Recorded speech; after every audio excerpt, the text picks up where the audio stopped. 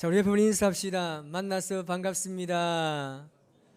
자, 주의 사랑으로 사랑합니다. 만남에는 세 가지 종류가 있습니다. 생선 같은 만남이 있고, 꽃과 같은 만남이 있고, 손수건 같은 만남이 있습니다. 생선과 같은 만남이라는 것은 만지기만 하면 이 비린내가 나는 만남을 말합니다. 만남은 서로에게 좋지 않은 영향을 주는 거죠. 시기하고 질투하고 싸우고 원한을 남기게 되는 만남을 이야기합니다. 이런 만남은 오래 가면 갈수록 썩고 부패해서 냄새만 가득하게 되는 것입니다. 그리고 꽃과 같은 만남은 만나면 향기가 나서 너무 좋아요. 그런데 그 향기는 오래가지가 않습니다. 금방 시드는 만남을 이야기합니다.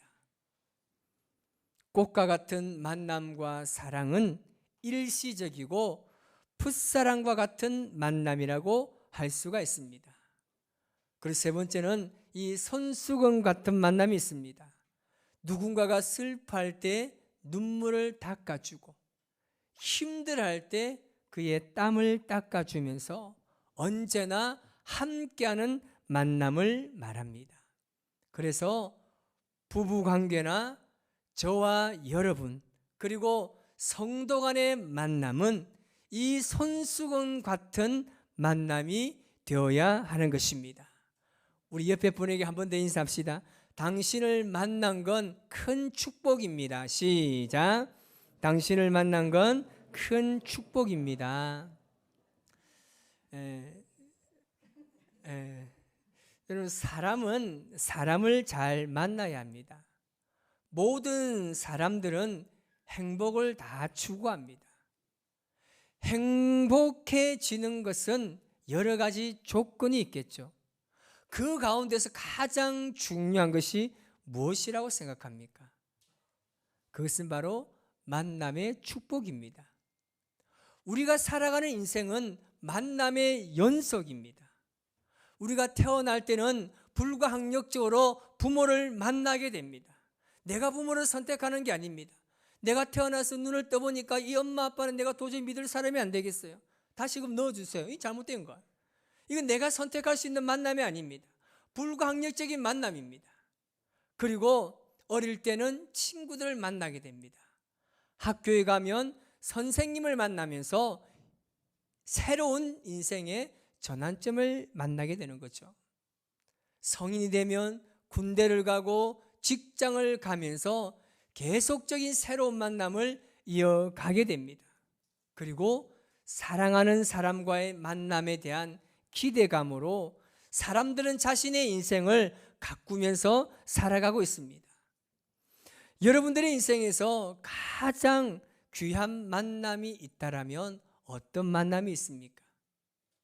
어떤 만남이 여러분의 기억 속에 잊혀지지 않는 만남으로 남아 있습니까? 그리고 그 만남을 소중하게 계속해서 잘 이어가고 있습니까? 인생의 만남에 있어서 그 만남이 행복한 만남이든지 아니면 불행한 만남이든지 우연히 이루어진 것은 단 하나도 없다라는 사실입니다. 오늘 본문의 모세는 자신의 인생에서 잊을 수 없는 세 번의 소중한 만남을 경험하는 것을 알 수 있습니다. 오늘 이 시간 그 만남의 역사를 통해서 은혜를 누리시는 저와 여러분의 삶이 되시기를 주님의 이름으로 축복합니다. 먼저 모세는 애굽이라는 거대한 나라와의 운명적인 만남을 가지게 됩니다. 여러분, 모세는 출생할 때부터 굉장히 불행한 환경 속에서 출생하게 됩니다. 출애굽기 1장 22절에 그렇게 말씀하고 있습니다. 시작. 그러므로 바로가 그의 모든 백성에게 명령하여 이르되 아들이 태어나거든 너희는 그를 나일강에 던지고 딸이거든 살려두라 하였더라. 아멘. 모세는 태어날 때부터 자신의 의지와는 상관없이 죽을 수밖에 없는 환경 속에 태어나게 됩니다. 애굽의 바로 왕이 자기 땅에 노예로 살고 있는 이 이스라엘 민족이 계속적으로 그 수가 번성합니다. 그래서 그것을 보면서 두려움을 가지기 시작합니다. 그래서 히브리 여인들이 아기를 낳을 때 남자면 죽이고 여자면 살려두라고 이야기합니다. 그런데 레위 여자 한 명이 아이를 출산하게 됩니다. 그 아이가 남자로 태어났습니다. 어떻게 됩니까? 나일강에 던져야 됩니다. 한마디로 죽여야 됩니다. 그런데 여러분, 어느 부모가 자신의 손으로 자신의 자녀를 죽일 수 있겠습니까? 그래서 그 어머니는 이 아이를 석 달 동안 숨겨서 키우게 됩니다. 아이가 성장하면서 이제 울음소리가 제법 커집니다. 이제는 더 이상 아이를 숨겨서 키울 수가 없습니다. 그래서 아이를 살리기 위해서 어쩔 수 없이 나일강에 띄워서 보내게 됩니다. 불행 중 다행으로 애굽의 공주가 이 바구니 속에 담겨있는 남자아이를 발견하게 됩니다. 그래서 애굽이라는 나라에서 왕자의 신분으로 모세가 성장하게 됩니다. 이것이 애굽과의 운명적인 만남을 가지게 하는 사건이었습니다. 모세는 애굽에서 모든 학문과 정치, 문화 그리고 무술 등 당대의 최고의 시설에서 엘리트 교육을 받게 됩니다. 자신의 인생에 있어서 초반기의 기초를 굉장히 잘 다듬어 갔습니다. 그러나 영원할 것만 같았던 그 만남의 생활은 점점 자신의 정체성과 민족성으로 인해서 퇴색되어져 가고 있었습니다. 모세가 사는 환경이 어떻습니까? 굉장히 만족할 만한 환경입니다. 세계의 최고의 나라의 왕자입니다. 세상에서 가장 좋은 환경에 살고 있습니다. 오늘날로 말하면 금수저예요. 정말 그 무엇도 부럽지 않는 환경 속에 삽니다. 그런데 모세는 그 좋은 환경을 누리고 살고 있지만 마음은 늘 공허했습니다. 무엇인가를 찾고자 하는 갈망이 그 속에서 불일 듯 일어나는 겁니다. 그 이유가 무엇입니까? 자신 안에서 하나님께서 택하신 민족의 정신이 지금 흐르고 있기 때문입니다. 그래서 모세는 그 왕자의 신분, 그 좋은 모든 환경을 다 버려버렸습니다. 여러분, 독도가 자기 땅이라고 말하는 일본인들의 말을 들으면 여러분 어떤 기분입니까? 어떤 마음 드세요? 그래, 네 땅 해라. 그런 마음 드나요? 아닙니다. 그렇게 마음을 가지는 사람은 아무도 없습니다. 저도 그 사람들이 그렇게 말할 때마다 기가 차요. 어떻게 저런 생각을 할 수 있을지 말이 안 나옵니다. 왜 그렇습니까? 대한민국의 국민으로서 민족적 정신이 우리 속에 흐르고 있기 때문에 참을 수 없는 겁니다. 우스갯소리가 있습니다. 여러분, 왜 일본인들이 독도를 그렇게 자기 땅으로 만들려고 하는지 아십니까? 독도를 일본식 명칭으로 말하면 다케시마입니다. 이 다케시마를 거꾸로 한번 읽어보세요. 뭔가요? 지금 머리가 막 돌아가는 소리 들리는데 맛있겠답니다. 맛있겠다는 거예요. 맛있어 보이니까 그 땅을 자기의 땅으로 만들어서 먹고 싶다는 거예요. 그래서 막 우기는 거예요. 어쨌든 지금 모세가 바로 이러한 하나님의 백성으로서의 피가 흐르고 있기 때문에 그 모든 좋은 환경을 지가 버리는 겁니다. 모세의 이 마음은 갈망으로 이어집니다. 이 갈망은 소망을 가지게 하는 거죠. 여러분, 소망을 가진 자는 내일을 얻을 수가 있습니다. 내가 지금 아무리 좋은 환경에 살고 있을지라도 하나님께서 원하시지 않는 환경이라면, 하나님께서 계획하신 삶이 아니라고 생각되어진다면 모세처럼 그 자리를 털고 일어나 버려야 하는 것입니다. 돈이면 다 되는 세상이라고 말합니다. 맞습니다. 돈이면 다 할 수 있습니다. 그러나 그 할 수 있는 그 모든 것이 인생의 전부인가요? 명예가 전부라고 생각하는 이 시대의 잘못된 패단을 다 버리고 나오시기를 바랍니다. 버리면 또 다른 만남이 우리를 기다리고 있다는 사실을 믿으시기 바랍니다. 이런 결단이 없으면 인생과 신앙에는요, 성숙이 없습니다. 내 안에 뭔가를 지금 깨고 나와야 합니다. 모세가 애굽의 궁전을 버리니까 두 번째 만남이 이루어지는 것입니다. 그 두 번째 만남이 무엇입니까? 바로 자기 자신과의 만남이 이루어지는 겁니다. 그 만남이 어디에서 이루어집니까? 광야 생활입니다. 자신의 몸은 애굽의 왕궁에서 왕자로 살고 있지만 그의 피와 정신은 하나님의 백성인 히브리언이었습니다. 그의 가슴은 그것을 너무나 잘 알고 있었습니다. 자신이 누구인지에 대한 정체성에 혼란이 생기기 시작한 거예요. 그때 그는 모든 것을 다 버리고 광야로 가게 됩니다. 그때에 자신과의 만남이 시작되는 것입니다. 자신과의 만남이 이루어질 때 새로운 변화가 일어납니다. 하나님께서는 모세가 자기 자신과의 만남이 있기를 원하셨습니다. 그래서 광야로 보내셨습니다. 40년간 숨어 지내면서 하나님께서는 모세를 다듬는 거예요. 그의 혈기를 다듬고 그의 잘못된 열정을 새롭게 다듬고 꺾으시면서 그를 하나님의 사람으로 다시금 회복시키는 겁니다. 여러분, 모세에게 만약에 그런 광야의 시간이 없었다라면 그는 과연 훌륭한 이스라엘의 지도자가 될 수 있었을까요? 자기 자신만의 성찰의 시간을 가지니까, 모세가 광야에서 40년 동안 살아가니까 자기를 만드시고 자기를 인도하시고 자기를 구원하신 하나님을 기억하게 되는 것입니다. 오늘 우리도 광야에서 자신과의 만남을 통해서 우리를 다듬어 가시는 하나님의 은혜를 깨달을 수 있기를 주님의 이름으로 축복합니다. 그래야 삽니다. 그래야 새로워집니다. 그래야 일어납니다. 아멘.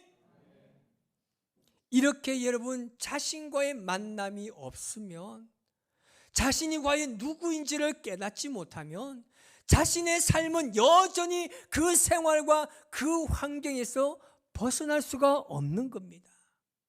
모세가 이렇게 광야에서 자신과의 만남이 있고 난 이후에는 아주 특별한 만남이 모세를 기다리고 있었습니다. 그것은 바로 하나님과의 만남이었습니다. 오늘 본문 2절 말씀에 다 같이 한번 읽어보겠습니다. 시작. 여호와의 사자가 떨기나무 가운데로부터 나오는 불꽃 안에서 그에게 나타나시니라. 그가 보니 떨기나무에 불이 붙었으나 그 떨기나무가 사라지지 아니하는지라. 아멘. 모세와 하나님과의 만남은 아주 특별하게 이루어집니다. 하나님께서 불에 타지 않는 떨기나무에 임하십니다. 그리고 모세를 그곳으로 인도하십니다. 모세의 호기심을 자극해서 그를 호렙산으로 들어오게 하셨습니다. 이 호렙산은 나중에 이스라엘 백성들이 1년 동안 거주하면서 하나님의 율법을 받는 장소가 되는 곳입니다.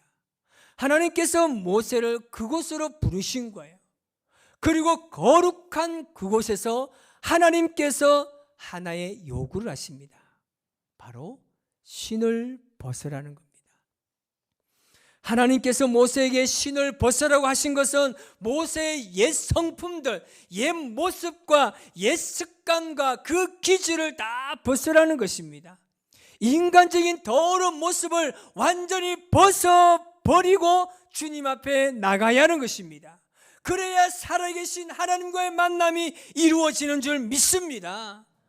여러분, 신앙은 형식과 습관이 아닙니다. 교회에서 예배를 드리고 섬기고 봉사만 한다고 해서 온전한 신앙은 이루어지지 않습니다. 하나님과의 만남의 역사가 일어날 줄 믿습니다. 그 하나님과의 만남의 역사가 일어나야 우리가 온전한 신앙생활을 할 수 있는 겁니다. 모세와 하나님과의 만남은 아주 특별한 의미가 있습니다. 모세의 마음에 지금 어떤 마음이 있습니까? 그가 지금 자기 민족을 괴롭히는 그 애굽의 사람을 죽이고 광야로 도망갔습니다. 그러니까 지금 모세의 마음이 어떤 마음이 있습니까? 애굽 땅에서 종으로 살고 있는 자기 민족, 그 이스라엘 백성들을 살리고자 하는 마음이 지금 그 모세에게 있는 것입니다. 바로 하나님께서 그 마음을 터치하십니다. 여러분 안에 지금 무엇이 있습니까? 하나님께서 원하시는 것을 지금 마음에 품고 있습니까? 하나님을 향한 어떤 열정을 지금 가지고 있습니까? 죽어가는 영혼을 구원해야 되겠다는 간절한 소망이 여러분에게 있습니까? 그렇다면 하나님께서는 분명히 그것을 터치하십니다. 여러분, 믿음에는요, 부담감이 있어야 합니다. 이 부담감은 거룩한 부담감입니다. 하나님께서는 그것을 터치하시는 겁니다.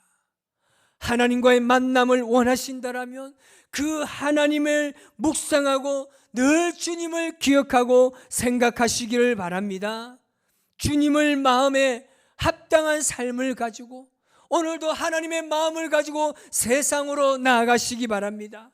하나님께서 9절에 그렇게 말씀합니다. 시작. 이제 가라. 이스라엘 자손의 부르짖음이 내게 달하고 애굽 사람이 그들을 괴롭히는 학대도 내가 보았으니. 아멘. 모세에게 애굽으로 가라고 합니다. 그러면서 하나님께서는 모세에게 힘을 실어주는데 12절 앞부분에 그렇게 말합니다. 시작. 하나님이 이르시되 내가 반드시 너와 함께 있으리라. 아멘. 하나님께서 모세의 만남을 통해서 이제는 영원히 그와 함께 하시겠다고 약속합니다. 왜 약속합니까? 애굽은 모세가 혼자 가서 감당해낼 수 없는 곳입니다. 그래서 하나님께서 모세에게 내가 너와 함께 할 것이니 가라고 말씀하시는 겁니다. 여러분, 하나님께서는 광야에서 우리를 만나 주십니다. 하필이면 왜 광야에서 만나게 하십니까? 내가 좀 건강할 때 만남을 주셔서 내가 좀 열심히 하나님을 위해서 헌신하고 열심히 달려가고 열심히 내가 섬길 수 있는데 왜 광야 같은 아픔을 내게 주셔서 나를 주님을 만나게 하시느냐고 얼마나 우리가 불평할 때가 많습니까? 왜 하나님께서 꼭 광야에서 우리를 만나 주십니까? 그 이유는요, 익숙한 곳에서는 우리가 하나님이 아닌 다른 것에 눈을 돌리고 그것을 의지하려고 하기 때문입니다.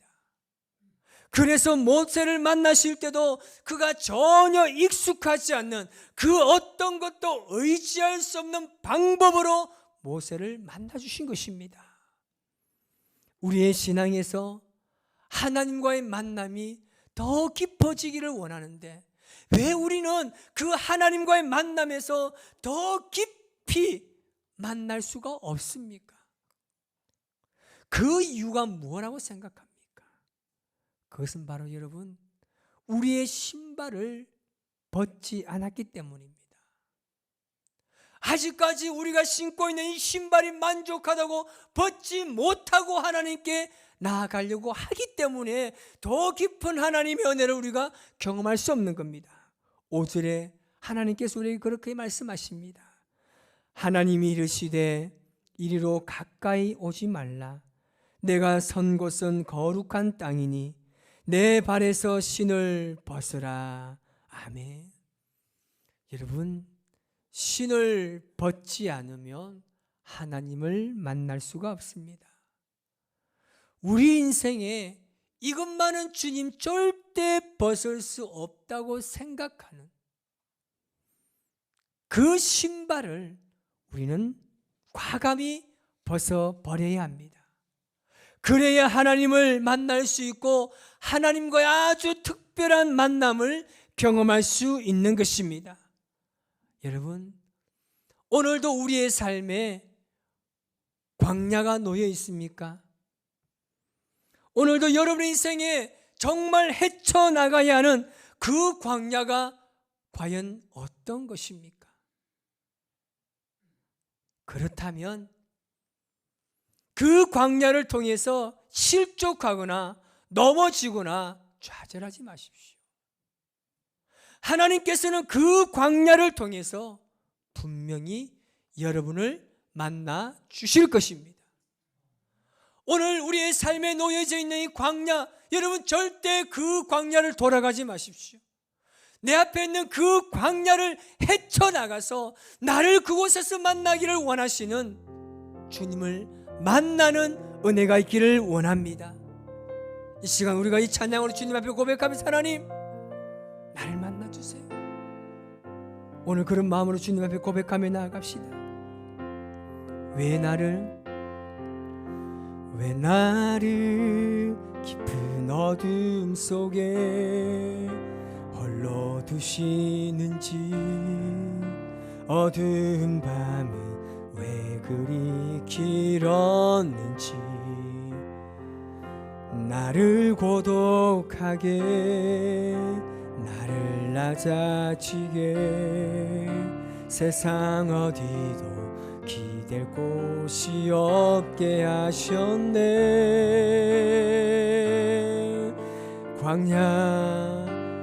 광야에서 우리 한 번 더 고백합시다. 왜 나를 깊은 어둠 속에, 왜 나를 깊은 어둠 속에 홀로 두시는지, 어두운 밤은 왜 그리 길었는지, 나를 고독하게 나를 낮아지게 세상 어디도 기댈 곳이 없게 하셨네.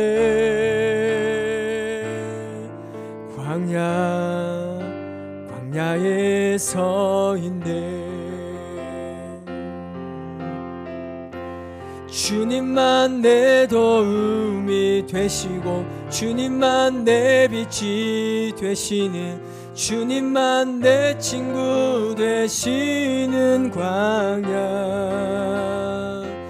주님 손 놓고는 단 하루도 살 수 없는 곳 광야에서 주님만이 내 도움이시는, 주님만 내 도움이 되시고 주님만 내 빛이 되시는, 주님만 내 친구 되시는 광야. 주님 손 놓고는 단 하루도 살 수 없는 곳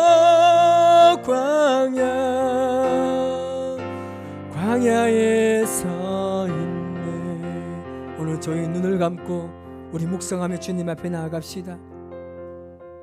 나를 광야에 몰아주시는 하나님께서는 나를 다시금 세우시고 나를 다듬어서 하나님의 사람으로 세우기 원하시는 하나님의 섭리이자 계획입니다. 여러분 절망하지 맙시다. 고통 속에 빠지지 맙시다. 광야를 통해서 나를 세우시고 나를 인도하시는 주님을 바라보고 고백하고 그 광야에서 주님을 만나고 주님만을 의지하고 주님만을 바라봄을 통하여서 나의 삶을 인도하시는 하나님을 바라보시기 바랍니다. 주님 힘차게 한번 부르고 간절하게 기도하며 나아갑니다.